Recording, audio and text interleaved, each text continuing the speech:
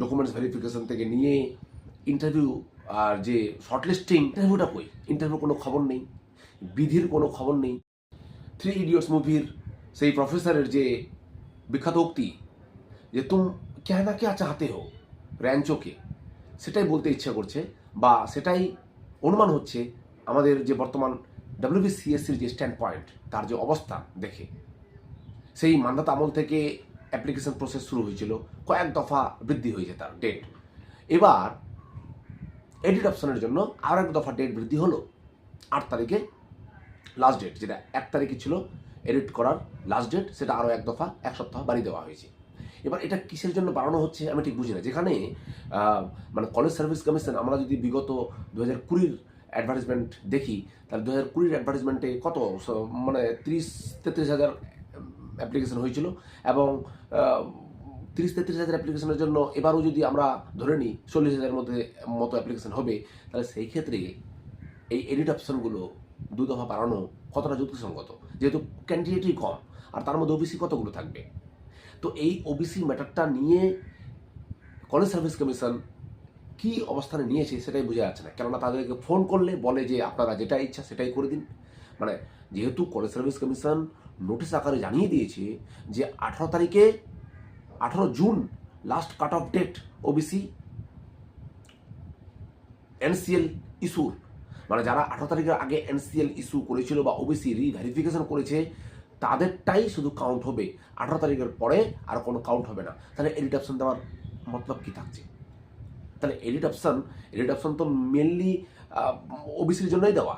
এবার বাকি যে কারেকশন হয় সেগুলো তো খুব 1 সপ্তাহ কারেকশন উইন্ডো ওপেন হয়েছিল, সেটাতেই যথেষ্ট। বাকি যে তোমার অ্যাড্রেস বা ডিগ্রি বা অ্যাডিশন পেপার পাবলিকেশনের, সেগুলো তো মোটামুটি কয়েকদিনেই হয়ে যাওয়ার কথা। আবার ডেট 1 দফা বাড়ানো হলো। ইন্টারভিউটা কই? ইন্টারভিউ কোনো খবর নেই, বিধির কোনো খবর নেই।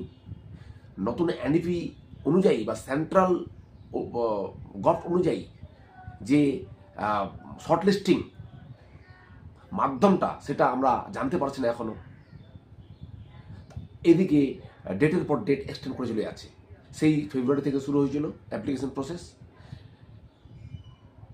মার্চ, এপ্রিল, মে, জুন, জুলাই পর্যন্ত এখনও এডিট অপশন চলছেই।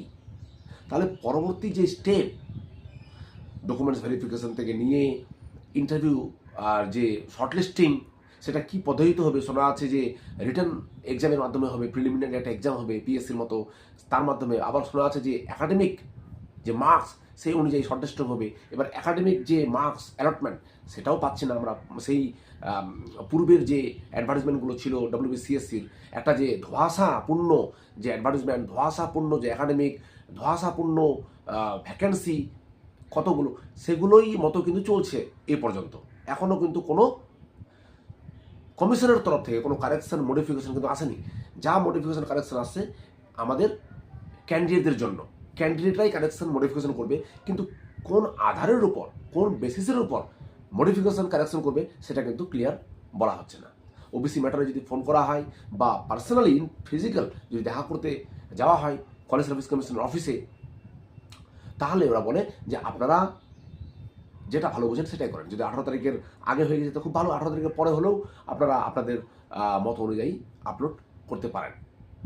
এই যে ম্যাটারগুলো যদি সত্যিকারের 18 তারিখের কাট অফ ডেট হয়, তাহলে তারপরে কি করে অ্যালাউ করতে দেওয়া হয় আপলোড করার? এইরকম একটা ব্যাপার থাকি সবার মধ্যে। আবার সবাই আপলোড করবে কি না এটাও নিয়ে ধন্দে আছে, যেহেতু অলরেডি কাট অফ ডেট 18 তারিখ হয়ে গেছে। এইরকম একটা সিচুয়েশনে ক্যান্ডিডেটরা কিন্তু খুব হতাশ। এই জন্য যে নতুন সরকার আসার ফলে আমরা সবাই আশা করেছিলাম যে নতুনভাবে হয়তো অ্যাডভার্টাইজমেন্টটাকে মডিফাই করবে, হয়তো গ্যাজেট পরিবর্তন করবে, সেই নোটিফিকেশান আসবে, হয়তো একাডেমিক্স যে ডিস্ট্রিবিউশন যে যে যে সিটটা সেটা হয়তো নতুনভাবে আসবে আমাদের কাছে, বিধির হয়তো অনেক কিছু পরিবর্তন হবে। ইন্টারভিউ প্রসেসের ক্ষেত্রে আমাদের শর্টলিস্টিং একটা প্রক্রিয়া, একটা একটা একটা একটা ডিক্লারেশন দিবে, হয়তো সেরকম কোনো নোটিফিকেশান আসবে। কিন্তু আলটিমেটলি আমরা দেখতে পাচ্ছি ডেটই এক্সটেনশন হচ্ছে ক্যান্ডিডেটদের জন্য, কিন্তু WBCSC ইন থেকে কোনো কিছু পজিটিভ পাওয়া যাচ্ছে না। শুধুই শোনা যাচ্ছে বিভিন্ন জন থেকে বিভিন্ন রকমভাবে কথা উঠে আসে। কেউ বলছে রিটেন এক্সাম হবে, কেউ বলছে শর্ট লিস্টিং হবে। এইরকম একটা অবস্থায় আমরা আশা করতে পারি বা আশা করছি যে WBCSC খুব দ্রুত এই এই তাদের স্ট্যান্ড পয়েন্ট জানাবে, এবং এবং এই যে অনগোয়িং যে application process, edit option process, সেটাকে কমপ্লিট করে দ্রুততার সহিত ইন্টারভিউ প্রসেসটা শুরু করবে ভ্যাকেন্সি কালেকশন করে। ভ্যাকেন্সি কালেকশনটা আমাদের কতগুলো ভ্যাকেন্সি সেটাও ব্যাপারে আমাদের এখনও জানানো হয়নি, ওপেন ডিক্লেয়ার হয়নি। আগের মতো করেই চলছে সব কিছু, অথচ এর মতো আগের মতো করে চলার নিয়ম নেই। যেখানে আগের মতো চললে প্রচুর প্রশ্ন, প্রচুর ধোঁয়াশা, প্রচুর নেপোটিজম, প্রচুর করাপশনের গল্প শোনা যাচ্ছে, তো সেই ধারাটা তো স্টপ করতে হবে। আমরা সেদিকেই তাকিয়ে আছি।